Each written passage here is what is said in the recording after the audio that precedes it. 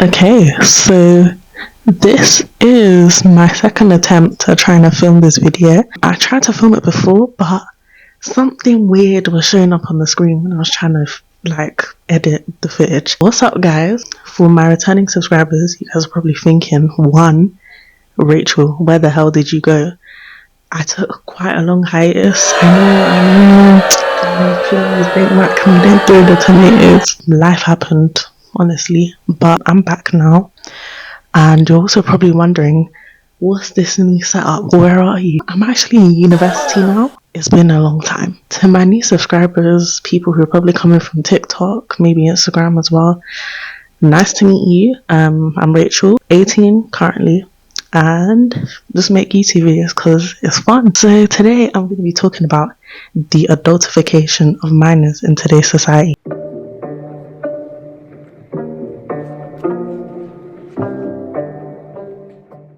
For part one, I want to be talking about effects that social media has had on kids of this generation.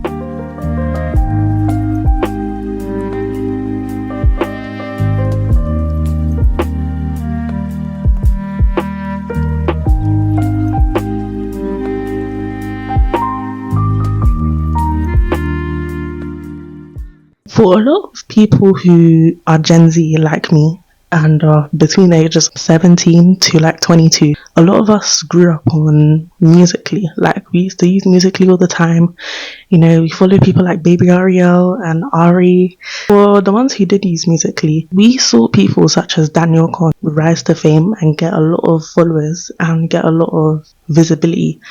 And I think for me as well, I remember the type of comments that used to be on Daniel Con's page, and a lot of people would say that the way she dresses or the way she behaves is inappropriate for her age. And once Musically had hit a decline, people such as Daniel Con and Melissa Trevejo became more popular on Instagram, and a lot of people would be in the comment section arguing that this is inappropriate or the clothes they were wearing was inappropriate for a girl. I think for me, that's where I can cite where I kind of saw this whole adultification, I guess, that I'm going to be discussing today. That's the time that I can think of when I started seeing that type of behavior, or I guess this children engaging in more adult-like behaviors. As of late, we've seen people like Papa Raquel and Eliana.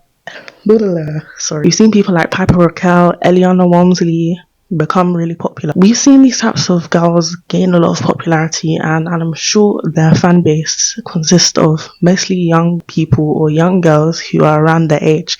And a lot of people have argued that people such as Papa Raquel have content that is too aged or too mature for their age. And I think that I honestly do agree. I think that a lot of the content that Papa Raquel used to make is quite peculiar for a girl who's 13. Some people claim that the types of outfits that she wears were just not appropriate for her age.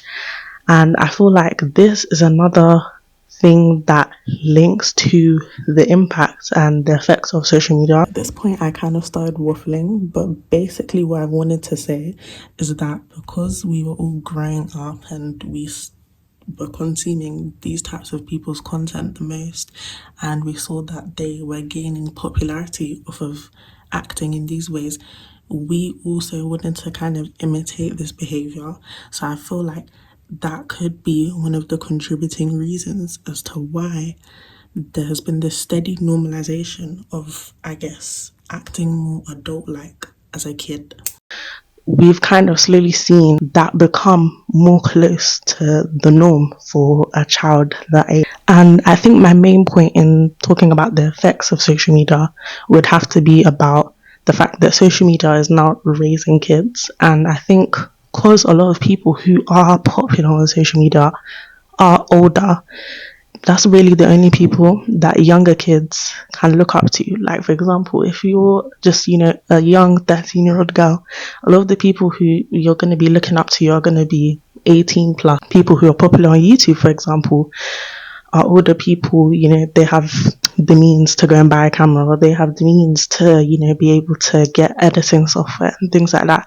Most teenagers aren't going to be able to really post content like that, and if they do, it's going to be on much more short formed, easier ways to make content, such as TikTok, which is why I think TikTok has been on such a rise, because of how easy it is to not only go viral on there, but to also gain a following and be able to post content without really having to put in much effort. And that's one thing that I do love about TikTok, because I use TikTok all the time. It's so easy to press record and start speaking and saying whatever, and your video could literally go viral and you've done nothing but just hit record on your phone. It's way more practical and more appealing to younger kids to want to be on an app like that. TikTok was targeted and marketed as an app for younger kids, so it was mainly targeted towards teenagers, but because we've seen more adults and more older Gen Z people are using TikTok, and they're the ones who are getting huge followings, like such as Charlie D'Amelio, Keith Lee. These are all much older people. When you really see who teenagers are going to be listening to, it's going to be from people who are much older than them. I think it's really just a thing of imitation, and I think that a lot of people like to deny that kids are impressionable. I can say, as someone who used to be a kid, I was impressionable. Like, I used to be a huge Alicia Marie, My Life is Ava stan, and I used to follow all their back to school videos, and be begging my parents to get me these unnecessary stationery sets that I didn't need, but because I saw it in the videos and because I thought they looked so cool, I wanted to be just like them. I feel like saying that kids aren't easily impressionable would be a lie. And I know obviously there's going to be anomalies of kids who aren't easily impressionable. For the vast majority, it's going to be the case where they're impressionable. So I think trying to deny that these YouTubers, these streamers, or these TikTokers don't have influence over these kids would be a lie. And I think also in terms of just social media and even technology, I can say honestly, in real life, I've seen way more children, way more young kids who look like they're maybe 9 years old, have a whole iPhone XR. It's become more popular for kids to have access to electronics, to social media, to the internet, things like that. And I think that may be a contributing factor as to why they may start to find interest in, maybe music that isn't really targeted towards their age group. I think with time, things are bound to change, and I think the meaning of childhood for preteens, for young teens, is now starting to change because of social media. I do think that is one of the main contributing factors as to why there's now kind of this cultural shift, why it seems like now there's more panic, I guess, from older generations being like, oh my gosh, these younger kids have like no media, or like they don't have things like Disney Channel and Slime and Loom Bands to keep them occupied anymore. They now occupy their time listening to listening to The Weeknd or listening to the new Ariana Grande song. Now that's what is kind of become normal for them. And I think that's kind of scared older generations. So they think now kids don't really have things that kind of keep them innocent.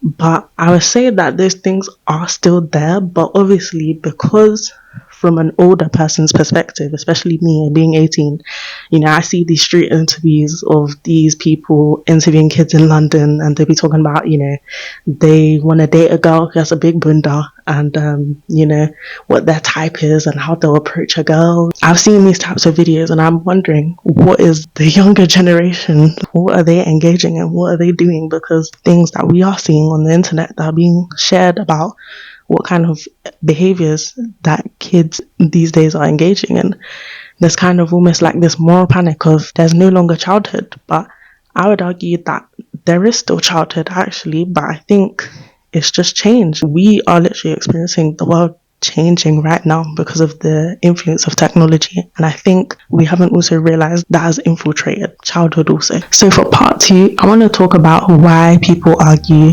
that minors don't look like minors anymore.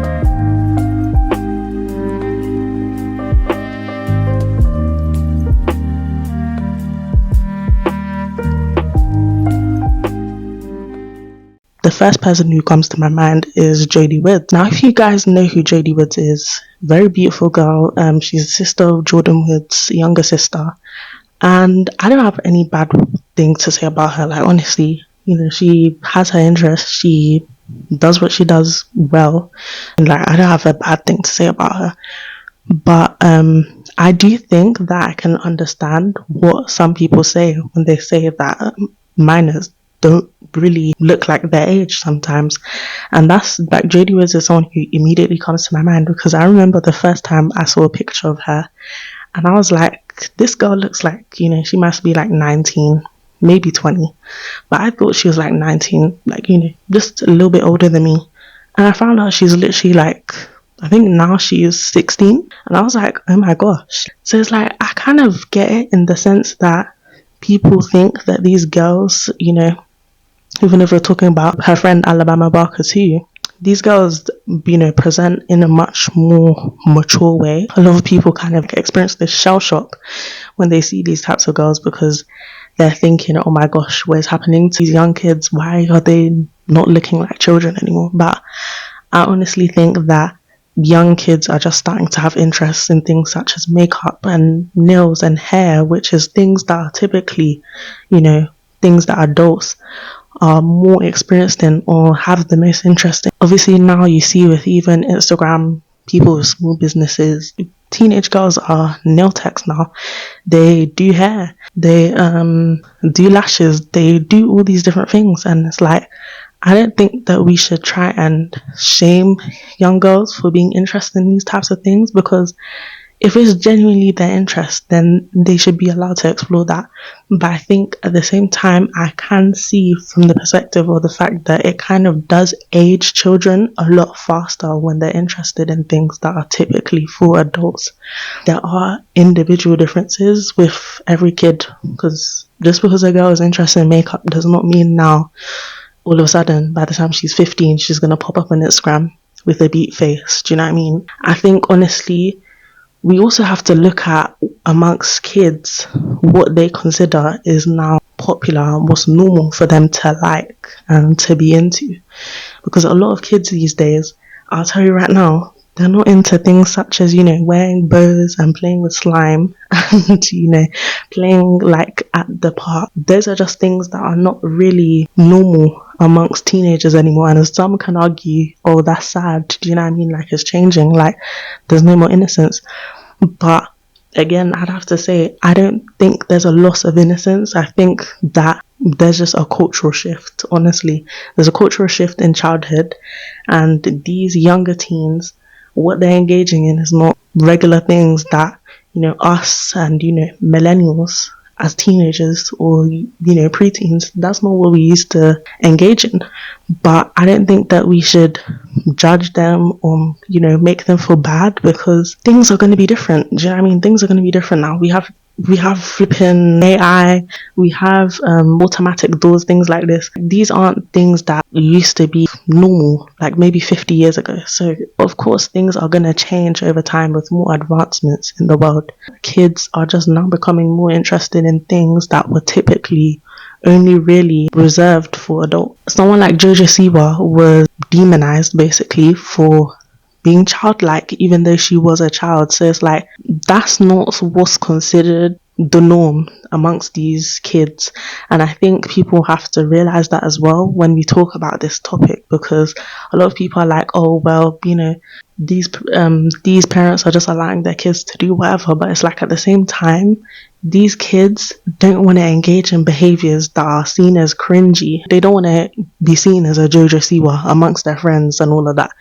They want to be seen as cool and normal. So if what's cool and the norm is listening to Nicki Minaj, or what's seen as cool is listening to Lil Durk, or wearing Jordan 4s, or having the latest new technology, or getting your nails done and your lashes done, if that's what's considered normal and cool amongst them, of course, most kids amongst that age are going to want to do those things. They're going to find fascination in those things. And I think that's one of the main contributing factors as to why childhood, I guess, has kind of changed for this age group. What they consider normal, what they consider cool to engage in, has changed. Like playing with slime and playing with loom bands is a thing of the past. They're not going to do that anymore because it's just not normal anymore. You know, like even I think loom bands have even been discontinued, and slime as well.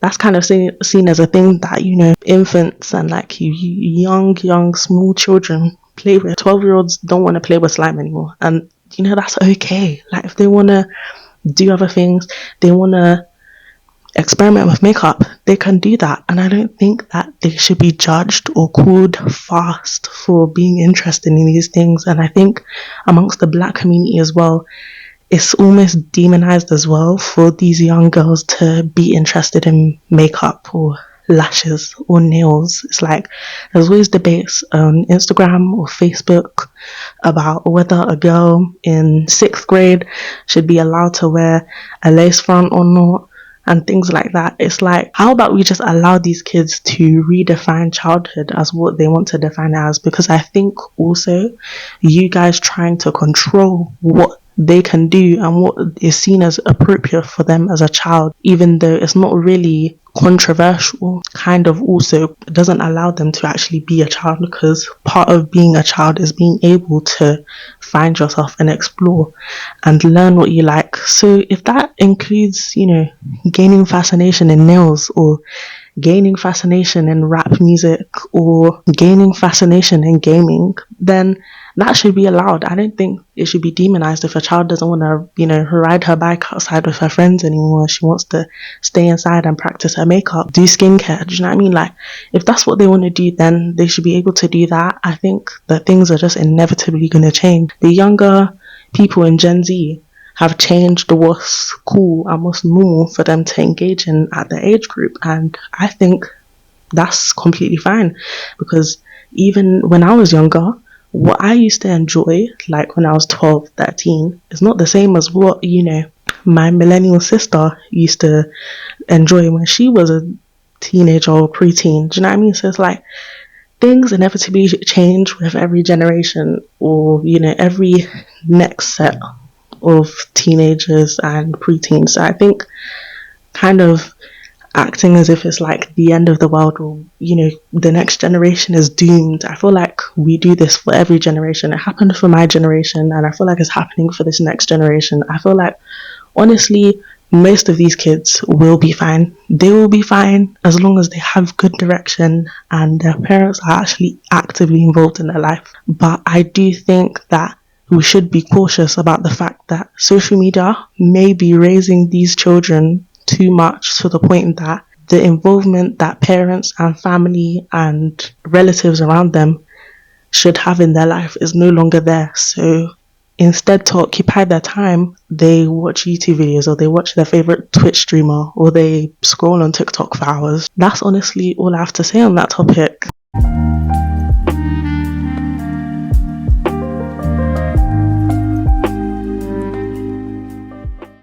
So honestly, in conclusion, I'd say that this entire topic, in terms of whether the change that's happening is positive or negative, is really up in the air. I personally believe that I'm neutral on it. I think it's neutral.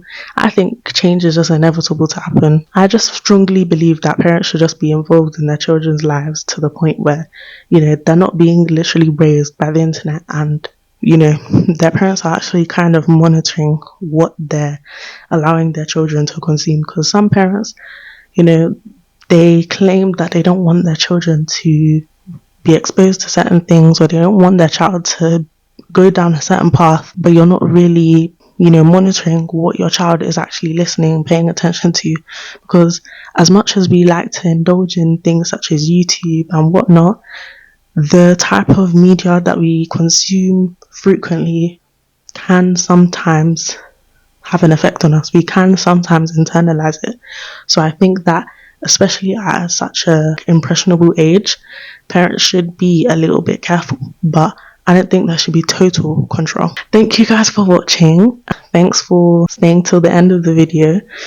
Make sure you like, comment, subscribe, turn on the bell notification as well, because if you don't press all for the notifications, YouTube is not going to tell you when I upload.